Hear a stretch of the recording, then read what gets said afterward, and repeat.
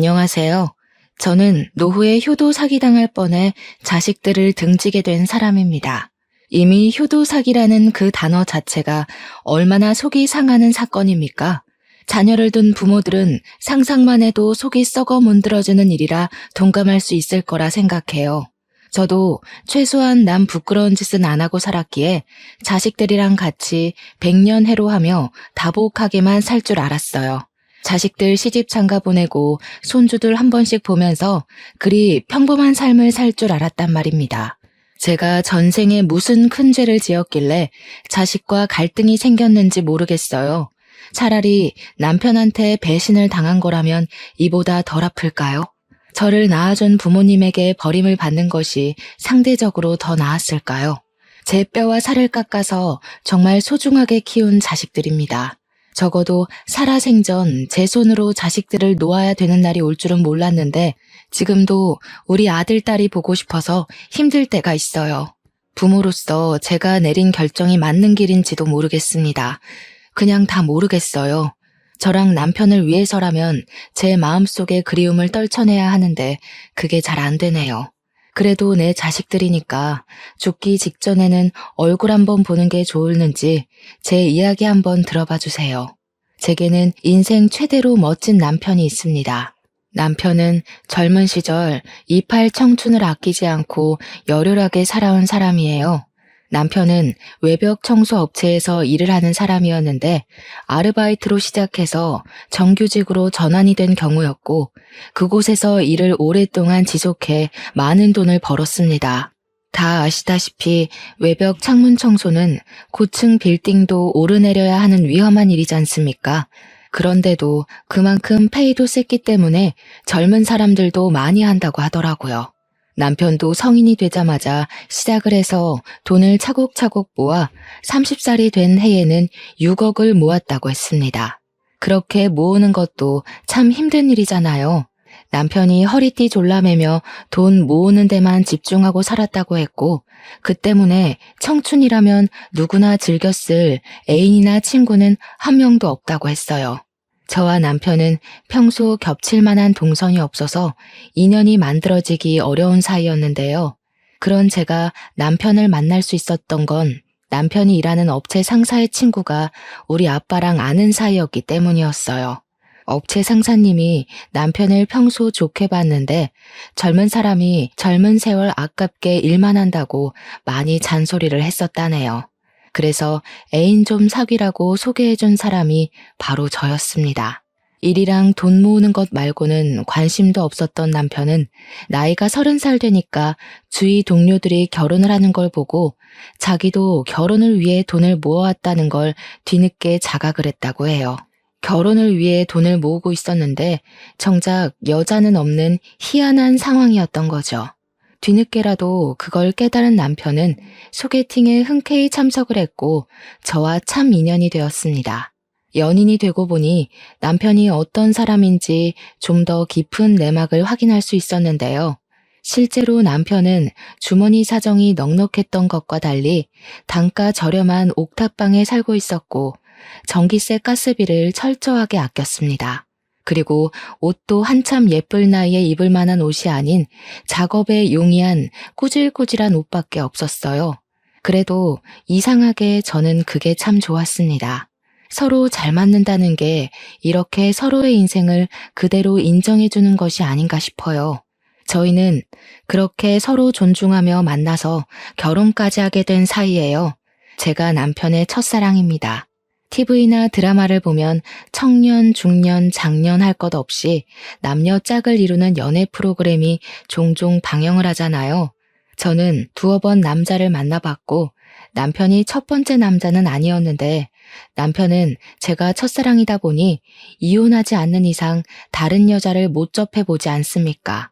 그게 왠지 아쉬울 것 같아서 남편에게 슬쩍 물어보면 남편은 꼭 저를 반성하게 만들었습니다. 당신이랑 잘 먹고 잘 살 생각만 해도 바쁜데 무슨 다른 사람 생각까지 해? 나 그렇게 몸 여러 개인 사람 아니야. 나한테는 당신만으로도 충분히 과해. 남편이 어떤 사람인지 짐작이 되실지 모르겠어요. 남편은 항상 저더러 자기한테 과분하다고 하는데 저야말로 남편이 너무 과분하게 좋은 사람이라서 나쁜 생각을 할 겨를이 없습니다. 남편 때문에 늘 행복하다 보니까 옥탑방에서 남편 따라 구두쇠처럼 사는 것조차도 즐거움이더라고요. 남편이 저와 결혼을 하고 나서 이사를 가려고 했지만 제가 만류했습니다. 아이 낳으면 돈 들어갈 일이 많으니까 우리끼리는 최대한 아낄 수 있을 만큼 아끼다가 아이 생기면 이사를 가자고 했어요. 저는 진심으로 괜찮아서 그렇게 말한 건데 남편은 저를 옥탑방에 재우는 내내 미안해했습니다. 그래서 첫째가 더 빨리 생겼을지도 모르겠네요. 결혼을 한 지 얼마 안 돼서 딸이 생겼고 저희는 남편이 바랬던 대로 옥탑방을 탈출할 수 있었어요. 그리고 좋은 아파트에서 연년생으로 아들까지 생겼죠. 당연히 남편이 부지런히 모은 돈 덕분에 신혼살림은 평수 넓은 아파트에서 좋은 가구로 시작을 할 수 있었습니다. 남편 말로는 처음부터 이렇게 시작해주고 싶었는데 저 때문에 미뤄져서 속상했다고 하더군요. 저는 그냥 남편이 뼈 빠지게 모은 돈을 너무 한꺼번에 날리는 게 아닌가 좀 미안해서 그랬어요. 시집을 가면서 제가 보탠 거라곤 예단비 6천만 원밖에 없었거든요. 그럼에도 남편은 늘 그렇게 말했습니다. 언젠가 하게 될 결혼을 위해 모은 돈이라서 자기는 이미 저를 만나 꿈을 이룬 거라고 말이죠. 그 담백한 고백에 사랑받는 느낌이 들어서 주책맞게 눈물을 보였던 기억이 나네요. 그렇게 저는 남편의 무한한 지원을 받았고 우리의 소중한 아이들을 남부럽지 않게 키웠습니다. 아들이랑 딸이 하고 싶은 게 있으면 최대한 시켜주려고 했고 주말에 한 번은 꼭 나들이를 나갔죠. 다른 학부모들이 밝게 자란 우리 애들을 볼 때면 꼭 하는 말이 있었는데요. 어쩜 그렇게 철이 들어있냐는 말이었어요. 어른스럽게 키운 건 아닌데 애들이 알아서 얌전하고 똑똑하게 자라주더라고요. 그리고 보통 연년생에다 형제자매면 항상 받는 질문이 혹시 싸우지는 않냐는 건데 저희도 그 부분이 참 신기했어요. 우리 애들은 크게 싸우질 않더라고요. 다른 집안에 비해 크게 부모 속을 썩이는 부분도 없었습니다. 저랑 남편은 아이들에게 큰 소리를 한 번 낸 적이 없어요. 그럴 필요 없이 아이들이 알아서 서로에게 양보하고 공부하고 잘 어울려 지냈거든요. 이렇게 말하면 좀 잘난 척하는 것 같겠지만 아마 저희는 성실하게 살아서 애들도 그걸 보고 배운 게 아닌가 그렇게 생각할 수밖에 없었어요. 근데 또 반대로 저희 부부가 자식을 보고 깨닫고 배우는 것도 많았습니다. 심지어 애들이 주는 효도는 여기서 끝이 아니었어요. 바람직하게 자란 둘은 사이좋게 명문대까지 입학을 했고 번듯한 직장인이 되었는데요. 미성년자라 하지 못했던 능력으로도 저희에게 마음을 표현해 주더라고요. 바로 용돈 말이죠.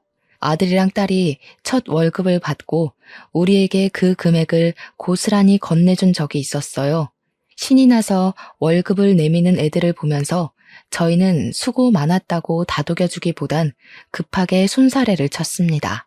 아유, 됐다. 우리가 돈이 없는 것도 아닌데 내 새끼들 코 묻은 돈을 어떻게 받니? 너희들이 고생해서 번 돈인데 너희 하고 싶은 거 이참에 잔뜩 해보면서 써. 그래, 엄마 말이 100번 맞다. 마음만 받은 걸로 할 테니까 앞으로 우리한테 용돈 같은 건 안 줘도 돼. 아직도 이 엄마 아빠 눈에는 한참 아기 같은데 줘도 우리가 용돈을 줘야지. 저희 부부가 적극적으로 나서서 사양을 하면 아들이랑 딸은 표정을 시무룩하게 죽이면서 꼭 그런 말을 했습니다. 엄마 아빠도 고생해서 번 돈으로 우리 먹여 키운 거 아니야? 엄마 아빠 고생에 비하면 이 정도 돈은 아무것도 아니거든. 이럴 땐 그냥 눈 딱 감고 받아주는 거야. 고생했다고만 하면서. 나도 그렇게 생각해. 솔직히 잔뜩 모아서 한 번에 주고 싶었는데 첫 월급이 좀 의미 있는 거니까 준비한 거야. 우리 뻘쭘하다. 좀 그냥 받아줘. 얼마나 기특한 녀석들입니까? 저희가 그다지 이렇게 저렇게 키우겠다는 신념을 갖고 있었던 것도 아닌데 어쩜 하는 짓마다 일이 고마운 건지 눈물이 다 나더라고요. 저랑 남편은 애들만 잘 키워놓으면 그야말로 잘 산 인생이라고 생각했을 정도로 자식들의 올곧은 삶이 곧 우리의 소원이었습니다. 아직 애들이 살아갈 날은 많고 이제 겨우 직장으로 첫 발을 내디딘 건데도 이만하면 참 잘 키웠다고 소원을 이루었다고도 생각했어요.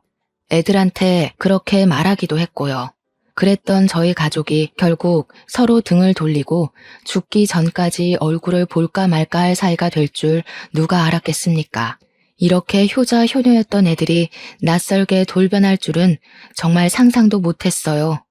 아직도 그날만 되돌아보면 가슴이 뭉그러지는 것 같습니다. 애들이 차례로 결혼을 하고 독립을 하게 된 것까진 분명 내 인생 성공했다고 생각했어요. 새 식구가 생긴 애들의 앞길에 피해는 되고 싶지 않아서 저희가 신혼집 한 채씩 선물만 주고 합가나 자주 방문해달라는 피곤한 부탁은 하지도 않았습니다. 저와 남편은 오랜만에 다시 둘만의 시간을 갖게 되었어요. 서로 보면서 둘로 시작해 다시 둘로 돌아오기까지 참 고생 많았고 이젠 행복 시작이라고 약간은 쓸쓸한 마음을 그렇게 달래었는데요. 그런데 남편이 그만 청소업체 일도 마무리해야겠다고 마음을 먹었을 시점에 일을 하다가 사고를 당함으로써 제 인생이 송두리째 흔들리기 시작했습니다. 남편은 고층 빌딩 창문을 닫다가 3층에서 기계 오작동으로 추락하게 되었다는데 다행히 목숨은 구했으나 하반신 마비 장애를 갖게 되었어요. 그날 남편 소식을 듣고 얼마나 놀랐는지 모릅니다. 병원까지 달려가면서 제발 목숨만은 건지게 해달라고 그렇게 하늘에 빌었어요. 아들 부부랑 딸 부부도 남편 병문안을 와서 자기 아빠를 참 많이 걱정했어요. 그때가 우리 가족끼리 오랜만에 모인 건데도 반갑다고 안부 나눌 여유조차 없더라고요. 남편이 무사히 깨어난 건 정말 감사한 일이지만 하반신 마비뿐만 아니라 남편 머리도 살짝 다치는 바람에 언어 쪽에도 문제가 생겨 남편 말이 어눌해졌어요. 너무 속상하고 남편이 불쌍해서 저랑 자식들이 많이 울었습니다. 그럼에도 남편은 그놈의 집안 가장이란 게 뭔지 그런 책임감 때문에 절대 우리 앞에서 눈물을 안 보이더라고요. 그냥 우리들 손을 한 번씩 꼭 잡아주면서 어렵사리 미안하다고만 했습니다. 뭐가 미안하다는 건지 모르겠어요. 이미 모은 돈도 많았고 딸이랑 아들도 다 자기 살 길 잘하고 있어서 더 이상 지원해줄 필요가 없는데 미련하게 착하기만 해서는 자기 다친 걸 왜 사과하고 있는 건지 남편이 그렇게 말할 때마다 속상해서 죽을 뻔했습니다. 아마 남편은 자기가 무너졌으니 집안의 기둥을 스스로 무너뜨린 격과 같다고 생각하는 듯 했어요. 자식들까지 나서서 남편에게 미안해하지 말라며 아빠 일 더 빨리 그만두게 못해서 자기들이 오히려 미안하다고 남편을 달래었습니다. 참 하늘도 무심하지 않습니까? 이렇게 열심히 산 사람이 무슨 죄가 있다고 이런 벌을 주는 건지 모르겠어요. 그냥 결혼을 위해서 돈만 모았고 자식을 위해서 돈만 모았고 이젠 저희 노후를 위해서 더 돈을 마련하려고 했을 뿐인데 대체 제 남편이 뭘 그렇게 못나게 살았다고 평생 걷지 못하게 만들었냐고요. 제가 남편 사고가 있고 난 후부터 신을 믿지 않아요. 저한테 신은 이미 남편이었는지도 모르겠네요. 그저 남편만 모시고 싶고 제 목숨 바쳐 지켜주고 싶을 뿐이었습니다. 저는 불쌍한 내 남편에게 이제 그만 책임감 좀 내려놓으라고 사정까지 해버렸어요. 그런데 지나고 보니 그런 생각이 들더라고요. 남편이 이렇게 고군분투하며 망가진 상황에서 남편을 진심으로 걱정하고 슬퍼했던 건 어쩌면 나뿐이었을지도 모른다는 생각이요. 왜냐면 남편이 입원해 있는 동안 딸과 아들의 태도가 달라진 걸 느꼈기 때문입니다. 아들이랑 딸은 결혼하고 나선 얼굴을 잘 볼 수 없을 만큼 왕래가 어려웠는데 남편이 사고를 당하고부터는 병문안 겸 우리를 보러 자주 와주었습니다. 그게 저는 마냥 고맙기만 했고 애들이 부모를 많이 걱정해서라고 막연하게만 생각했죠. 그러다가 언제부터 이상함을 감지했냐면 그렇게 우애 좋던 아들과 딸의 사이가 어느 순간 틀어진 걸 목격했을 때부터였어요. 여느 때처럼 병문안으로 온 자녀들은 서로 방문 시간이 겹쳤는데요. 밖에서 어떤 기척이 들리는 것 같은데 웬일인지 병실로 바로 들어오지 않고 웅성거리는 소리만 들리는 겁니다. 애들끼리 무슨 일 있나 싶어 문을 열려고 다가갔거든요. 근데 대화 소리가 미세하게 들리자마자 차마 문을 열 수가 없더라고요. 네가 언제까지 집에 막내일 것 같은데? 막내라고 좀만 알랑방귀 끼면 엄마 아빠가 너한테 다 넘어오기라도 할 것 같나 봐?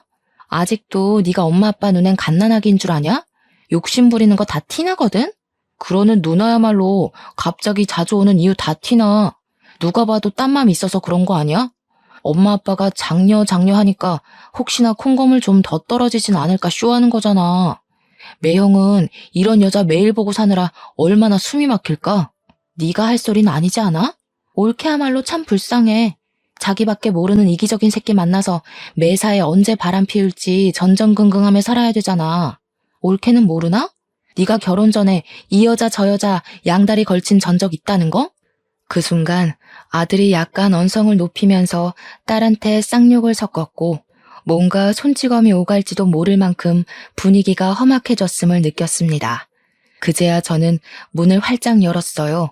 아니나 다를까 아들이 급하게 손을 내리는 걸 보고 말았습니다.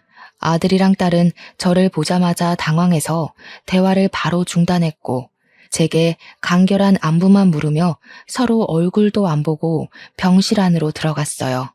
애들이 억지 웃음을 짓는데 그 순간 심장이 벌렁거렸습니다. 도대체 무슨 일이길래 생전 안 싸우던 둘이 갑자기 저러는 건지 걱정이 되었어요. 제가 몰래 엿들은 거라 다짜고짜 나서서 혼낼 수도 없는 상황이었습니다. 일부러 남편한테는 비밀로 했어요.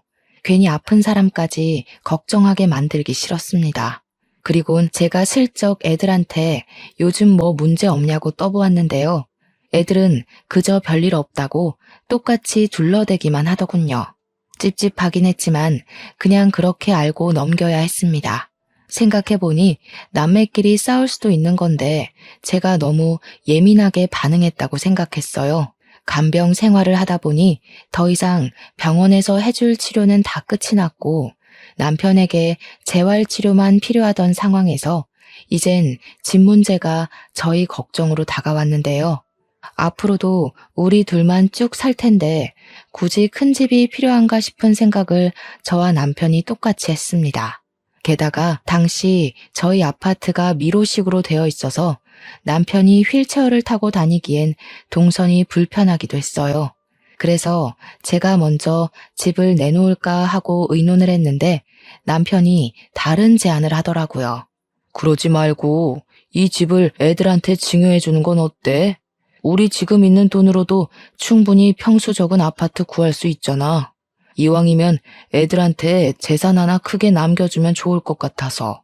이 착한 남편은 아직도 다 큰 자녀들이 마냥 품 안의 아기라고 생각하고 있었어요. 물론 그건 저도 마찬가지고 어느 부모나 당연한 소리겠지만 한편으론 자식들에게 아낌없이 퍼주는 남편이 너무 바보같이 착하고 욕심이 없어서 안타까웠어요.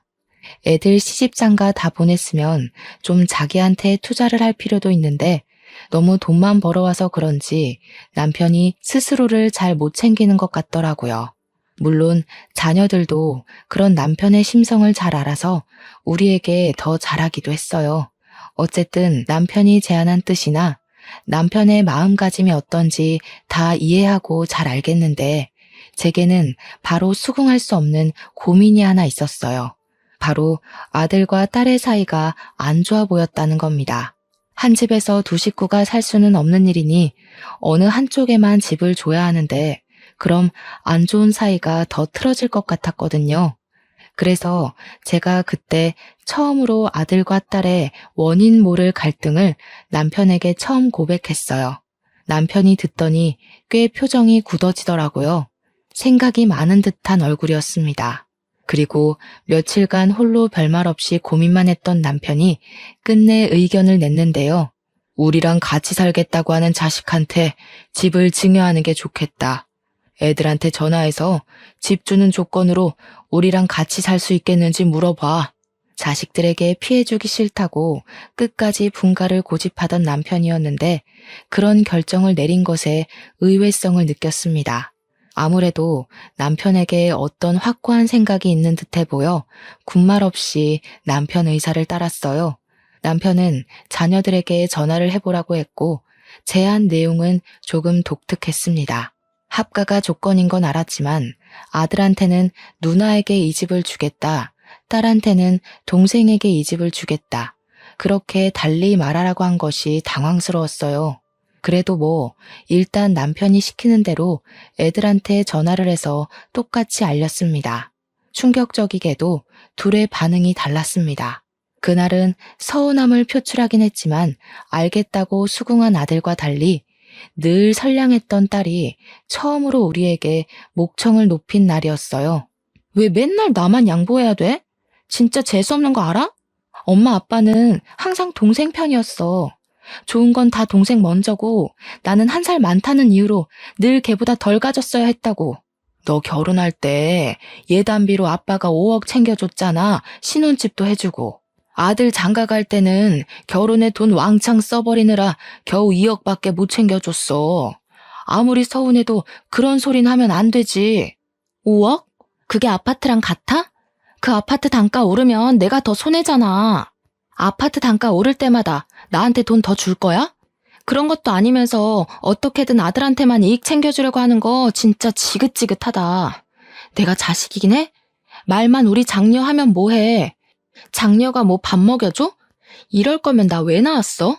뭐라고? 어떻게 부모한테 그런 말을 할 수가 있어? 엄마 아빠가 너를 얼마나 아끼면서 키웠는데 우리가 언제 차별을 했니? 너나 동생이나 똑같이 해주고 똑같이 갖게 하려고 얼마나 노력했다고. 그건 엄마 아빠 생각이겠지. 나는 매사에 차별 느꼈거든? 이러니까 가해자는 피해자 입장에 대해서 아무것도 모른다는 거야. 이럴 거면 차라리 아들 하나만 낳아서 차별을 모르게 하지. 왜 나를 낳아서 짜증나는 꼴을 보게 만들어? 저는 딸의 원망이 충격이었지만 제 옆에서 남편은 묵묵하게 딸의 막말을 듣고만 있었습니다.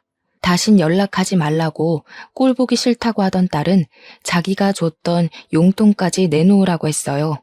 딸이 우리가 자식들이 준 용돈을 안 쓰고 있다는 걸 알고 있었거든요. 내 돈 필요 없잖아. 나도 편애하는 부모한테 내 돈 안 쓰고 싶거든? 그렇게 아끼는 아들 자식 돈만 받았어. 오늘 저녁에 당장 내 돈 입금해놔. 안 그럼 집 가서 다 깽판 칠 거야. 처음 보는 딸의 이면에 정말 실망했습니다. 제가 너무 놀라서 눈물까지 보이고 있자 남편이 제 손을 잡아주면서 반대 손으로는 아들에게 다시 전화를 걸고 있었어요.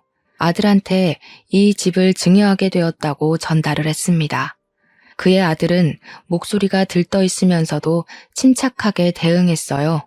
그렇게 저희는 집을 아들 명의로 내어주게 되었고 아들 내외가 우리 집에 이사를 왔습니다. 텅 빈 집안에 며느리랑 귀여운 손자까지 생기니까 집에도 생기가 도는 것 같더라고요. 손자가 당시 4살이었는데 얼마나 통통 뛰면서 할머니, 할아버지 하며 잘 따르던지 우리 애들 커가는 거 보는 것과는 또 다른 행복을 느꼈어요. 아들과 합가를 한 지 한 달 지나면서 차츰 가정에도 안정이 찾아왔습니다. 그 시점에 아들이 저한테 몰래 집 명의에 대해 물어본 적이 있었어요. 진짜 자기 명의로 해주는 거 맞냐고 묻더라고요. 우리가 보여준 증거물이 없었다 보니까 아들이 궁금했나 봅니다. 그래서 저도 확실하게 너네 아빠가 그런다고 약속했고 아빠는 한 입으로 두말하는 사람 아니라고 말해주었어요. 명의 변경된 자료까지 보여줬더니 아들이 고맙다고 안아주더라고요. 역시 내가 기댈 곳은 엄마 아빠 품밖에 없어. 엄마 아빠랑 같이 사니까 꼭 옛날로 돌아간 것 같아. 나 직장일 때문에 많이 힘들었거든. 와이프가 내조 잘해주긴 하는데 그래도 가장 책임이라는 게 진짜 무겁더라고. 엄마 아빠가 우리 키우면서 얼마나 고생했는지 다시 돌아보게 됐잖아. 저희는 정말 잘 지냈습니다. 며느리도 다리 불편한 제 남편에게 정말 잘했고 저랑도 엄마랑 딸처럼 편하게 지냈어요. 그 와중에도 딸이 우리를 돌아선 건 너무 속상했습니다. 저희는 정말 차별한 게 없는데 말이죠. 그래도 최대한 딸의 입장을 이해하려고 했더니 서운했을 것 같긴 하더라고요. 딸의 문제는 남편에게 잘 말해서 재산 상속을 미리 분할하는 게 어떻겠냐고 의논을 해볼 예정이었습니다. 당시에도 딸은 제 전화를 계속 안 받고 있었거든요. 연락을 안 받으니 아들 부부와 다복하게 지내는 동안에도 제 마음 한편은 늘 고구마를 삼킨 것 마냥 갑갑했습니다. 역시나 남편도 마찬가지로 딸에 대한 걱정을 계속 품고 있었더라고요. 물론 저랑 남편이 사후 재산을 상속하기엔 아직 기력이 쇠한 건 아니었기에 상속 문제는 당장 눈앞의 일로 생각하지 않았어요. 그리고 어느 날 저의 불행이 본격적으로 시작이 되었는데요. 남편이 재활치료를 받아봐야겠다고 외출하기 시작한 지 2달 정도 되었을 때 지옥이 찾아왔습니다. 원래는 항상 제가 동행을 했지만 그날따라 남편이 혼자 다녀오겠다고 고집을 부리더라고요. 남편이 여전히 휠체어를 타고 있던 신세라 홀로 두기에 걱정이 되었습니다. 하지만 남편의 뜻을 존중해 홀로 보내게 되었죠. 그리고 충격적이게도 그날로 남편을 잃어버리게 되었습니다. 남편의 행방불명 때문에 집안이 난리가 났었어요. 아들은 경찰에 신고했고 며느리는 집 주위를 둘러보거나 재활병원에 연락하면서 남편을 수소문에 찾기 시작했죠. 그 와중에 딸은 계속 연락이 안 되더라고요. 문자로 네 아빠가 실종되었다고 했고 제 문자를 읽은 표시가 떴는데도 전혀 연락이 안 왔습니다. 그 순간만큼은 딸이 너무 원망스러웠어요. 어떻게 네 아빠가 없어졌다는데도 그깟 돈 때문에 부모를 등질 수가 있니? 네 누나를 어쩌면 좋냐? 아들아, 네 누나 도대체 왜 이렇게 변해버렸다니? 엄마 아빠 속상할까봐 이런 말 안 하려고 했는데 누나 원래 그랬어. 엄마 아빠는 우리가 안 싸운 줄 알고 있을 거야. 근데 뒤에서 누나가 나 많이 때렸어. 물론 지금은 중요한 문제는 아니지. 내가 하고 싶은 말은 누나를 너무 믿지 말라는 거야. 내가 있잖아 엄마. 난 엄마 아빠한테 숨기는 모습 없어. 그냥 이 그대로야. 그래도 아들이 있어서 제게 많이 위안이 되었고 아들이랑 며느리가 정신 못 차리는 저를 많이 챙겨주었습니다. 손자도 할머니가 우니까 같이 울면서 안아주더라고요. 아무것도 모르는 이 어린 것이 얼마나 놀랐겠어요. 그럼에도 저는 어른으로서 체면을 차릴 수가 없었습니다. 제게 남편은 인생 전부예요. 남편을 잃을지도 모른다는 생각 때문에 매 순간 살이 도려지는 것처럼 아프더라고요. 그날 이후 저는 거의 반정신 나간 채로 밤낮 없이 남편을 찾았습니다. 그러길 1달이 지나고 2달이 지나도 남편은 집에 돌아오지 않았어요. 제게는 당시의 하루하루가 정말 지옥이나 다름없었습니다. 이 와중에 서운했던 건 저는 남편을 전혀 포기하지 않았는데 이미 아들이랑 며느리는 지친 기색을 보이더라고요. 제가 또 남편을 찾으러 나가려고 하면 아들이 더 이상 찾을 곳도 없다고 그냥 경찰 연락 기다리자고만 했습니다. 네 아빠가 그 불편한 몸으로 어디서 어떻게 됐을지도 모르는데 내가 잠이 오겠어? 그날 옷도 춥게 입고 갔단 말이다. 너희들이나 경찰 연락 기다려라. 저는 매일 같은 시간에 외출을 해서 그 뒷일은 전혀 모르고 있었거든요. 그런데 저 때문에 아들이랑 며느리가 자주 다퉜나 보더라고요. 제가 불지른 부부싸움의 갈등이 커질 대로 커져 불똥이 저한테 튀었을 때야 제가 눈치챘던 상황입니다. 그땐 믿을 수 없게도 아들마저 점점 막 나가기 시작했어요. 나 묻고 싶은 게 있는데 아빠 살아계실 때 재산 분할해놨대? 설마 상속인 엄마한테 넘긴 거 아니지? 원래 이런 건 살아있을 때 미리 자식들한테 알려줘야 되는 건데 돈만 버느라 그런 지식도 없었나? 그게 무슨 말이니? 지금 네 아빠가 죽기라도 했다는 거야? 그리고 아빠한테 말버릇이 그게 뭐야? 아빠가 공부하기 싫어서 안 했어? 너희들 뼈 빠지게 키우느라 아무것도 못한 거 아니야? 우리 때문에 아무것도 못했다는 소리 좀 그만해. 그런 거 다 핑계야. 그리고 현실적으로 아빠 2달 넘게 못 찾고 있는데 이 정도면 객사한 거 아니야? 다 늙은 나이에 갑자기 딴 여자 생겼다고 집 나간 건 아닐 거잖아. 그날 저는 처음으로 아들의 귀싸대기를 후려쳤습니다. 막상 때리고 저도 놀랐지만 후회하진 않았고 그 순간 제가 아는 아들이 아닌 것 같아서 욕까지 해버렸어요. 정신 나간 놈. 아들이나 딸이나 네 아빠가 젊은 시절 다 버려가면서 부잣집 자식들을 부럽지 않게 키워놨는데 어떻게 이딴 식으로 행동할 수 있어? 너는 안 그런 사람이라며? 네가 누나랑 다를 게 뭐야? 나 누나랑 똑같은 사람이야. 누가 부잣집 안 부러워했는데? 엄마, 우리 부잣집 엄청 부러워했어. 나랑 누나 똑같이 부족하게 살았다고. 남 부럽지 않게 키웠다는 거 솔직히 엄마 아빠 개인적인 자부심이잖아. 자기 위로하느라 정작 우리 마음이 어땠는지 제대로 보기 싫었던 거 아니야?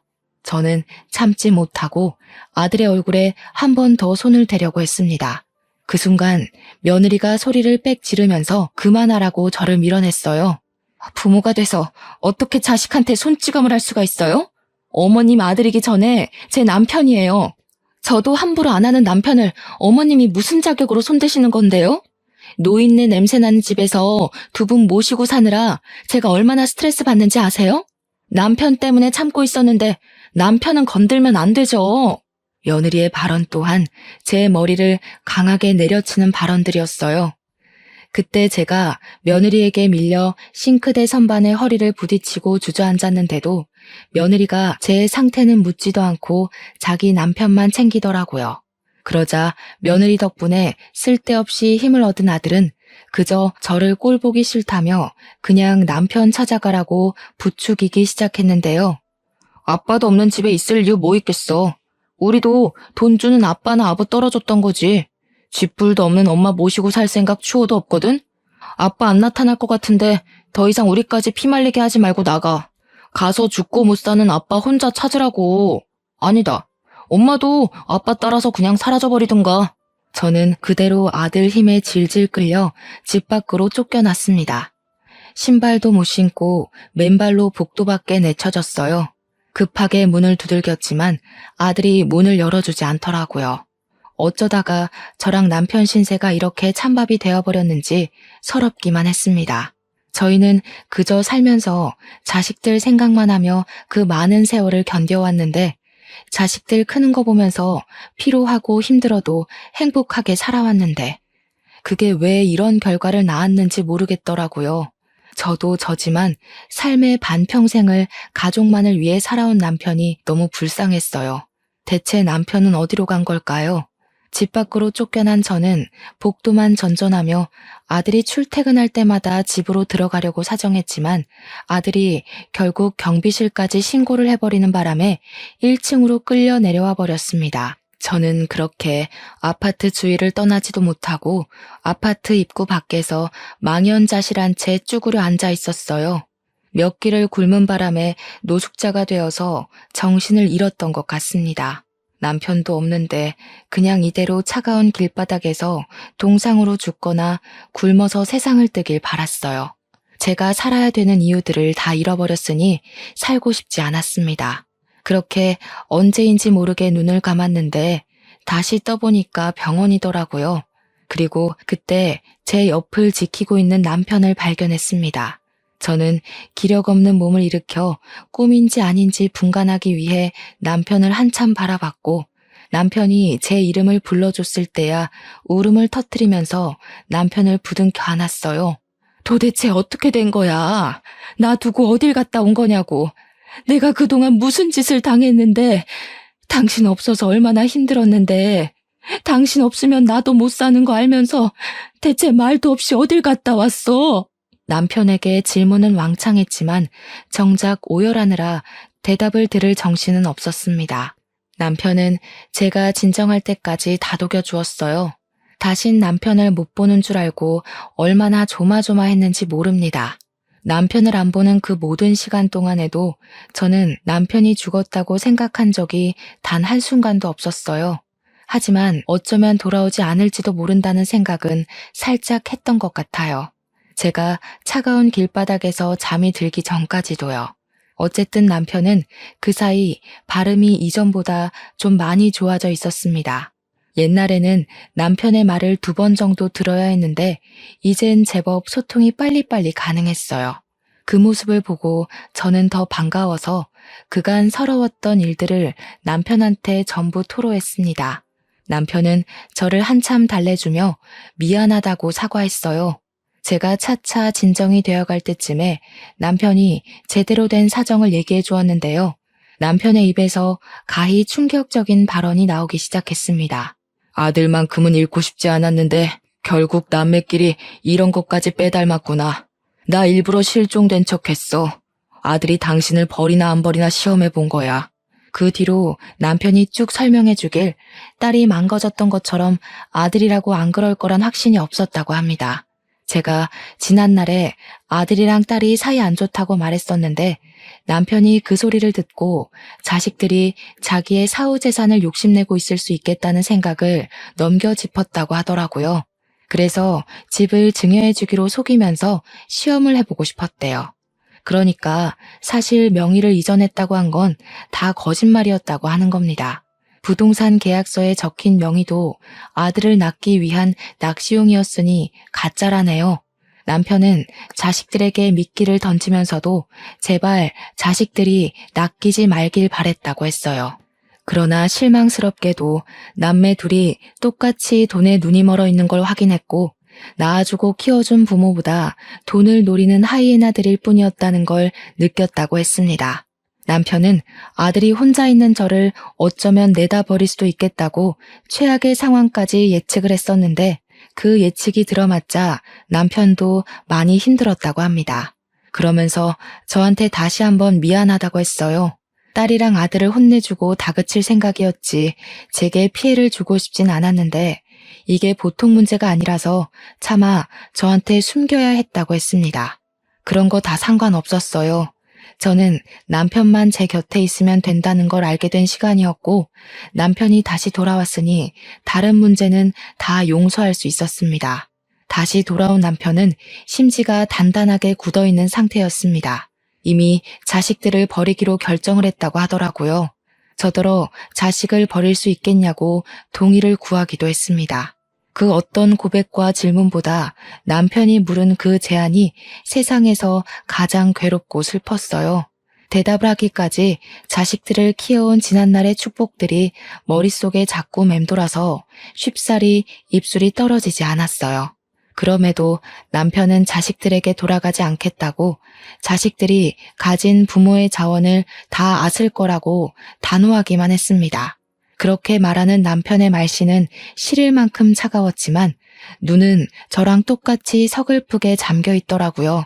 그래서 남편 제안에 동의를 했던 거예요. 나만 이렇게 괴로운 거 아니구나. 남편도 이악 물고 있구나 싶었거든요. 그렇게 저희는 아들 부부와 상의도 없이 우리 아파트를 부동산에 내놓았습니다. 그리고 그동안 자식들에게 받았던 용돈을 계좌이체로 돌려줬어요.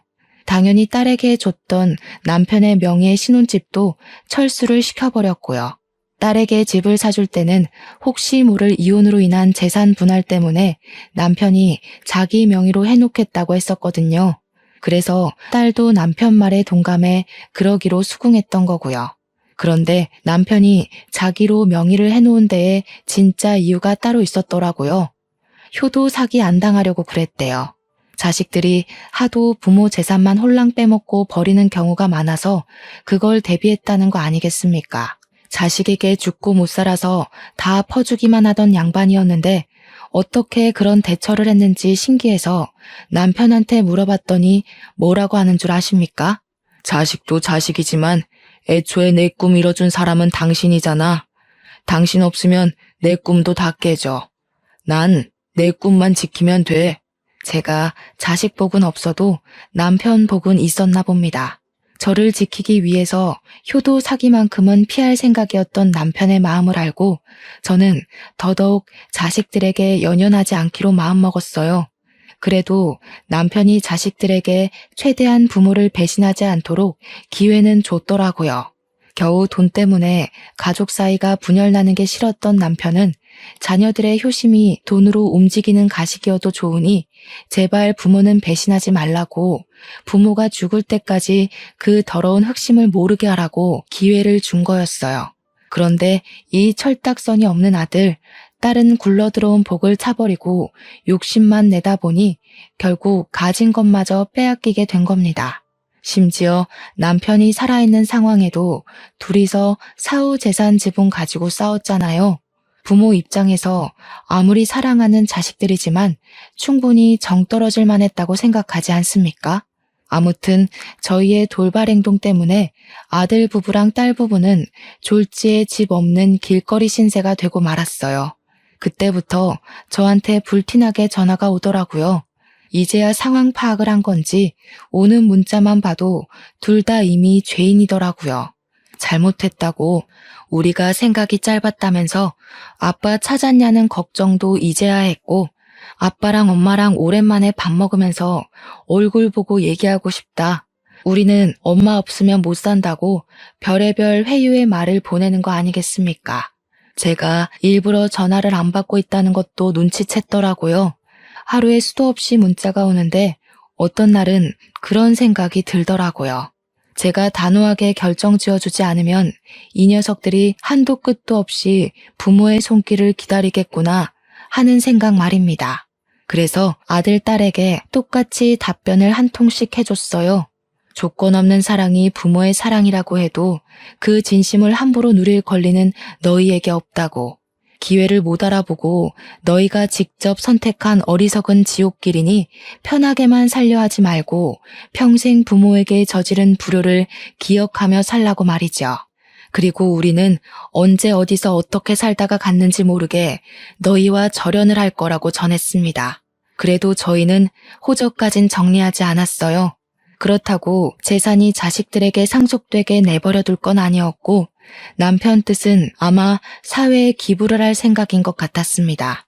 제가 문자를 보내고 나니까 자식들이 더 매달리면서 손자 사진까지 보내며 모텔 방이랑 찜질방만 전전하고 있다고 호소했어요. 아무 죄 없는 손자 사진을 보니까 솔직히 제일 강하게 흔들리더라고요. 그럼에도 남편은 한결같이 단호하게 행동했고 제 전화번호를 아예 바꿔버리는 바람에 저도 그만 자식 지옥에서 벗어날 수 있었습니다. 다행히 저희가 갖고 있던 아파트랑 딸내미 신혼집 물가가 전부 올라서 총 24억을 벌게 되었어요. 저랑 남편이 죽기 전까지 일 안 하고 즐기며 살 수 있게 된 거죠. 현재 저희는 평소 좋아했던 바다를 실컷 보기 위해 바닷가 쪽에 이쁜 집을 구해서 요양 중에 있습니다. 원래부터 자식이 없었던 것처럼 완벽하게 잊고 살 수는 없지만 그 근처를 흉내는 낼 수 있겠더라고요. 남편이 일을 안 나가서 몸이 근질근질한지 나들이를 많이 제한하고 있는데요. 바다를 구경하고 바깥을 나돌 때면 자식들 생각 일체 안 나고 남편이랑 연애 때 데이트를 했던 순간들만 회상이 되었어요.